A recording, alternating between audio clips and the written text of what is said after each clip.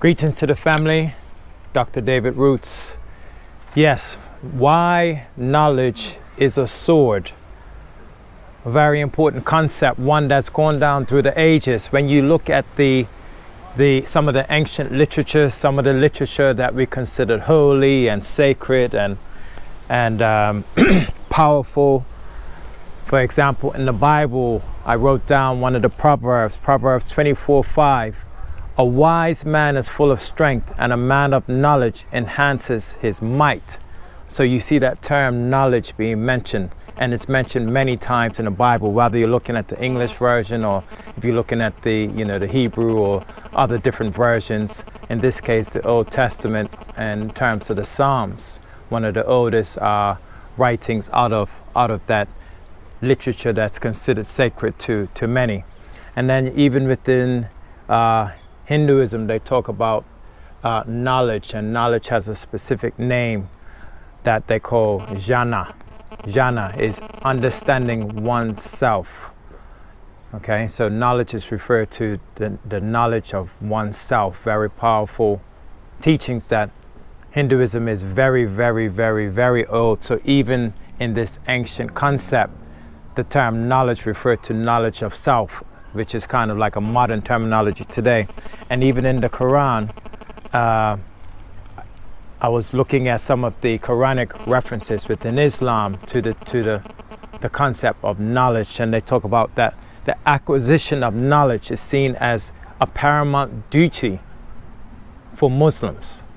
Okay, and particularly that the knowledge of the oneness of God, oneness of the Creator, and the Creator's omnipotence. Okay, that Allah is all-powerful and all-knowing. So whatever source you're looking at, the term knowledge is very, very important, and we value knowledge today. But this video is more so about the concept that knowledge is a sword. Okay, and why do I say that? Well, I just did some of the practice here on David Roots TV. Myself, Dr. David Roots, we advocate the training within the martial arts, whichever way you choose it, because that's important for protection, yes, but for self-discipline. And part of martial arts training is the use of weaponry, and one of the most ancient weapons, as we know, and devastating weapons, is the sword. And why are swords so powerful, and how does it relate to the term knowledge, and why is knowledge a sword? Well, I looked at 3 areas. Okay, so like a sword, knowledge will provide protection. Okay, and acquisition of knowledge will provide protection, particularly against what? Ignorance. Okay, so in that way, knowledge is like a sword. Knowledge can be used to cut through ignorance. Okay, so it can provide protection, and as well as if you can imagine, if you're going through a forest or somewhere like that, you can use your sword to cut through, through the bush or through whatever. And just like a sword, knowledge then can be used as to cut through ignorance as well. And most importantly, what swords were used for, many of the ancient warriors had swords as their chief protection. Okay, like the samurai. Knowledge was used to, the knights, and in terms of the European heraldry and chivalry. The knowledge can be used like a sword to destroy your enemies. Okay, especially if that sword, if you have the ability to wield that sword effectively, and of course if that sword is sharp, and that was an art within itself, how to protect yourself and how to sharpen your sword. So that's the terminology, they say, sharpen your sword. So knowledge, and the concept of knowledge, is something we need to teach our children, and it's very important that this knowledge that we have is used and understood like a sword. Now, like a sword, swords were a very sacred and ancient art. You couldn't just, make a sword, because the swords had to be made by master craftsmen. The best swords were made by master craftsmen. And this craftsman, this guild knowledge that was passed down over time, took a specific skill set. Okay, and that's the same with the type of knowledge that we have. Just like sword making, you need to have a specific skill set so that your sword, that your knowledge is on par to allow you to do those three things, which is protect yourself, cut through ignorance, and destroy your enemies, of course. So first, in that sword making process, that forging process, you needed to have quality raw materials. And I liken that to the education process. Of course, formal education has its negatives. So we're not just talking about, going to university or going to school. We're not just talking about formal education, but education of oneself, self-knowledge, and obviously education of the world around you. Very important. Okay? That's the education process. It's like the raw materials that would have gone into sword making.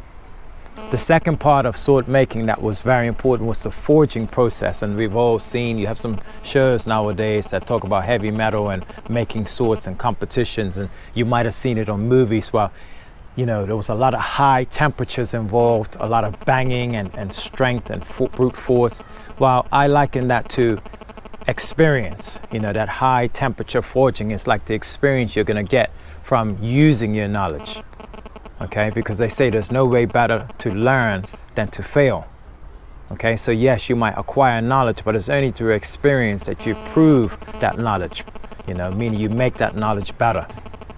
And of course, you need to have a master craftsman. So this I liken to having a teacher or a mentor, because you could have knowledge, but if you don't know how to apply that knowledge, then it's like, it's just vanity, isn't it? So those three things I think are important to ensure that the knowledge that you're gaining is available like a sword. It's the education process, the experience and proving yourself, and of course having some sort of teacher or mentor that can help you in whatever chosen field that you're talking about. For me, it's things like martial arts, it's things like the application of the sciences, natural medicine. Those things are the things that I'm interested in. Wealth building, things that I talk about in my other videos. Okay, and it's worth saying here that because of social media nowadays, this idea of knowledge is become much cheapened. I'm not trying to age myself, but obviously when I was younger, we didn't have access to the internet and computers. I remember when what I'm talking about is, below the age of 16, if you wanted information, you had to go to a book, you had to go to a library, you had to go to an encyclopedia. And when I went to university, that's when computers started to become a bit more prevalent. But even then, the amount of content and information that was available is definitely not how it is now. Especially in terms of now, we have knowledge or information, I should say, that's available right at our fingertips. So knowledge and information are completely different things. Having information, there's a lot of information out there, and all of us are competing. Even myself on this channel, David Roots TV, are competing for space within your brain in terms of that information. But knowledge and information are completely different things. Okay? Whereas knowledge is a sword, something that can protect you, cut through ignorance, and destroy your enemies. Whereas information just allows you to have a perspective, but you might not exactly know how to use that. And that's very, very important to understand. So in your quest for self-development, this is a little excerpt, a little bit of wisdom I can share with you as I get a bit more grace on the beard. And the key to this is, of course, that practice. Yes, David Roots TV. Thank you.